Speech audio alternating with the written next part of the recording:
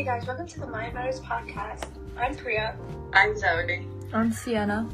I'm Zenson. And I'm Puri. This week's episode focuses on OCD.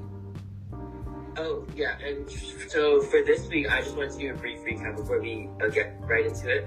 So, definitely one of the highlights this week was our bracelet sale, which ran from, I believe, Monday to Wednesday, and we were able to sell bracelets focusing on mental health, which raised over $100, which is actually crazy, and we wanted to thank everyone who bought a bracelet or even, spread the word to their friends. So, yeah, anyone have anything else to say on that? All of our proceeds were donated to NAMI, which stands for National Alliance for Mental Illness. Yeah, I think the exact number was $132, which is crazy. And I just hope, because we got all this good feedback, that we will be doing this again in the future. On Wednesday, we also hosted an event. It was a quizzes. It was 9 questions, and it was regarding stress. So the questions, they had a lot of true or false, and others were risk factor questions and protective factor questions. And after we went over all the questions and rewarded the top 3 people with candy. Which was such a fun time, and we hope we can do, as we said with the bracelet sale, I hope we can do more of these events as our campaign continues to grow. Another thing that happened this week was SEL Day at school, which stands for Social Emotional Learning. And some fun things they did, they brought in therapy dogs, which was so fun and cute to play with. Sundance, which was one of the dogs. Sorry. And on, that was on Friday, right? And on Friday, we also started doing this new thing on Instagram called Self-Care Stories. So Zenson, do you want to explain that? Oh yeah, basically Self-Care Stories is going to be a 2-week series, mini-series, focusing on just important self-care tips that I think would be great for teens to de-stress, and also stress was one of our protective factors for the video that we posted. So I just thought it would be a great idea to tie in some modern influence. When I say modern influence, I mean I think it was Thursday night, I was sitting in for the new Ariana Grande album, which was a great way for me personally to de-stress, and that was just a routine for me is always listening to music before I go to bed. So does anyone else have a good routine that helps them de-stress? I usually just listen to music. Sometimes I'll do my skincare or something. Oh, that helps me relax before bed.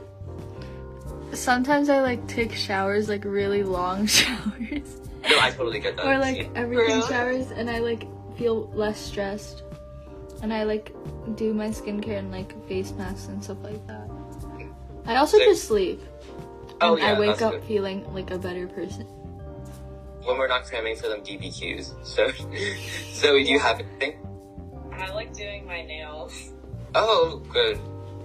Okay, let's resume back to our topic of OCD. So yeah, does anyone want to define it before you start going deeper? Yeah, I will, so just so we know what it is. So OCD, also known as Obsessive Compulsive Disorder, is a disorder that involves unwanted intrusive thoughts followed by feelings of anxiety, uncertainty, and even occasional panics. That definition is from SNHU.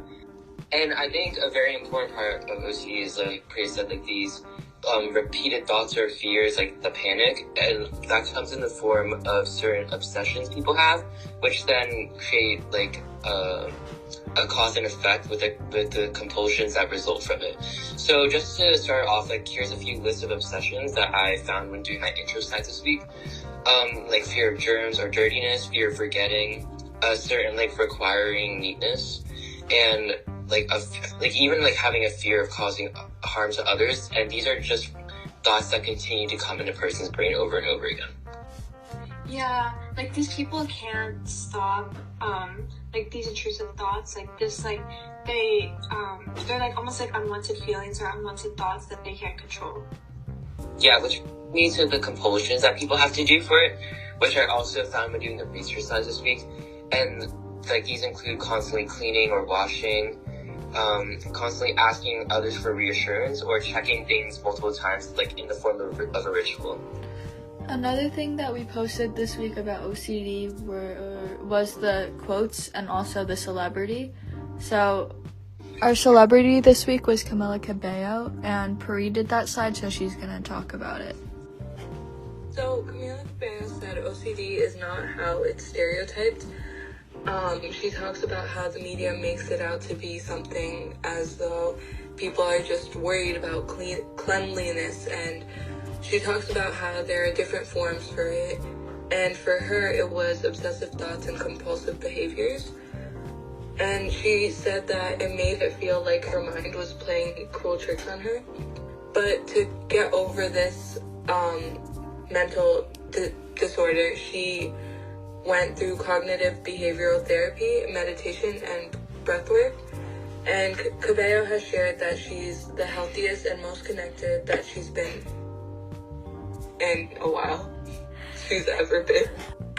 Yeah, this shows how OCD can take up so many hours of a person's day and severely affect their work, study, and family and social relationships.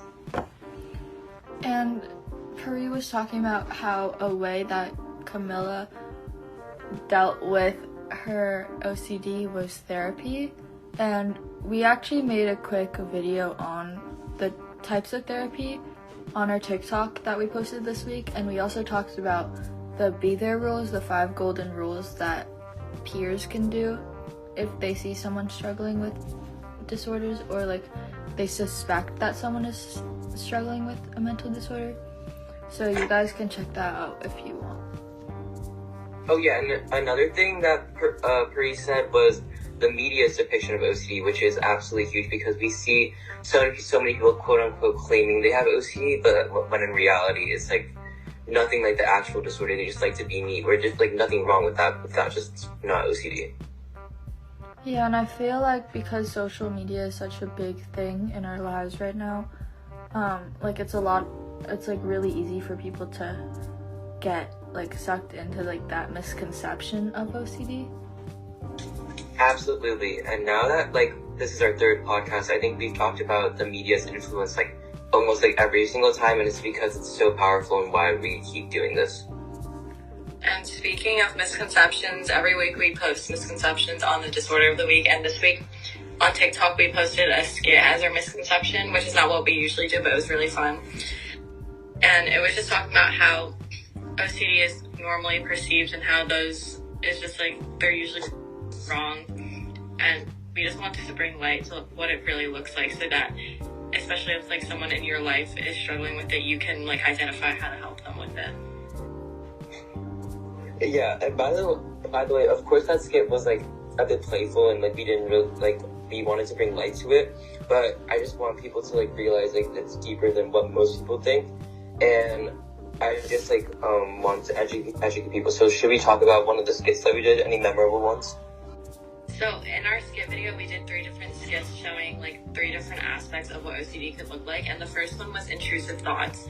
So this is a really big part of OCD, and it's basically where a person just has uncontrollable thoughts that just come up in their mind and tell them to do something, and they have to do that thing, or else their mind tells them that something bad's gonna happen, they're gonna die or someone's gonna get hurt, and it's just very aggressive thoughts that they can't help and they can't control, and they feel super stressed out until that the task that their mind has told them is completed.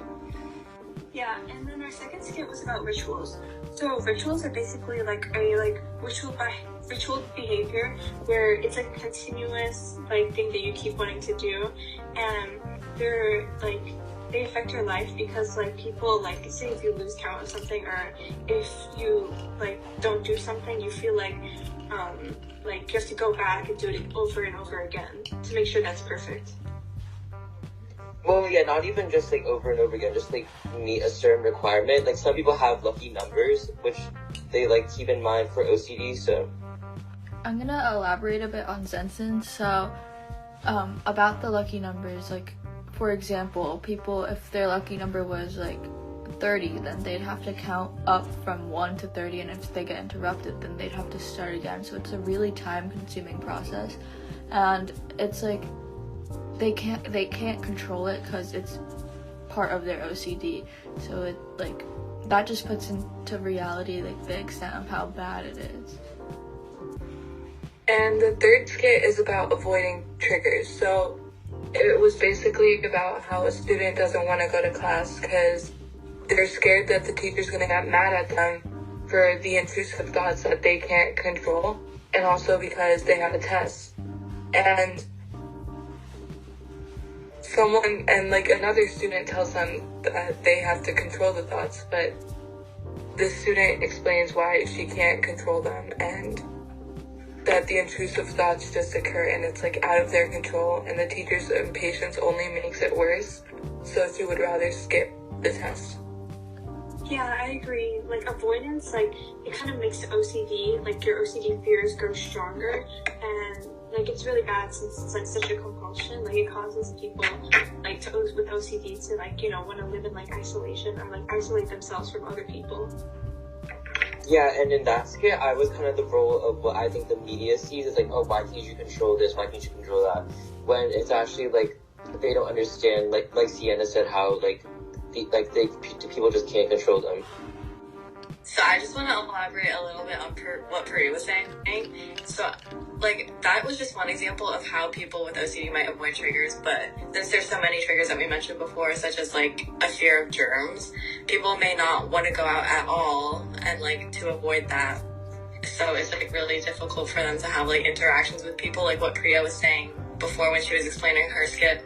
It's, like, isolating yourself and staying away from people because you have that fear of, like OCD, you can be scared of anything. It's not just like one or two triggers.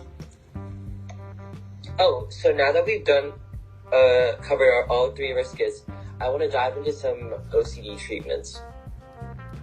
Anyone want to say anything?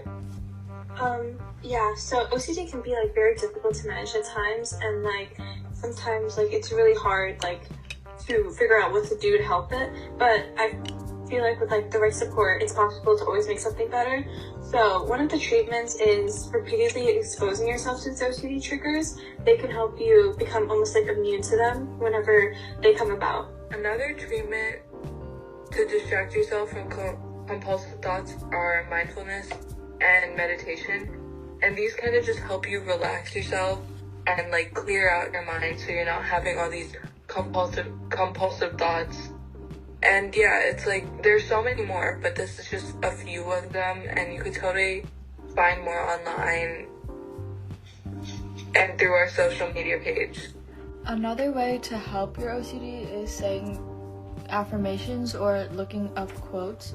So on our social media, we always post it, not just for OCD, but for, like, a lot of the other disorders that we've done. And the quotes and affirmations, they just help you have a positive mindset.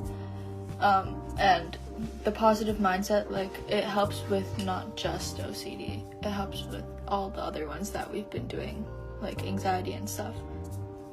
Yeah, and I want to connect this, like, affirmations to our fundraiser that we also did, which had affirmations on them as we sold them in, like, tiny baggies.